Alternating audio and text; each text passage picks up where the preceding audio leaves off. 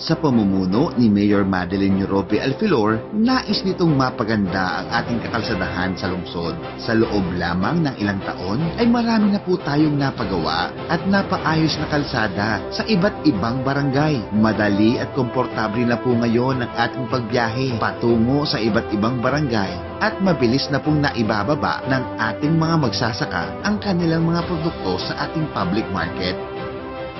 Ilan lamang po ito sa ating mga nagawa. Marami pa po tayong kasalukuyang ginagawa at ipapagawa pa sa mga susunod na taon.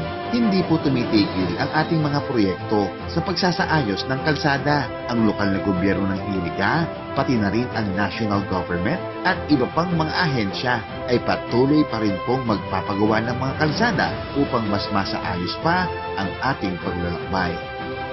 Ginagawa na po ng Team Iriga, Team Madel ang ipinapangako ng iba. Hindi na kailangan ng pagbabago. Ang tunay na kailangan nating mga Irigenyos ay pagpapatuloy ng ating magandang nasimulan para mas mapaunlad pa ang ating lungsod. Mayor Madeline Yorobe Alfilor.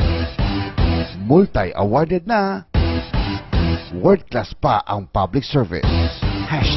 #si Madel ang mayor ko.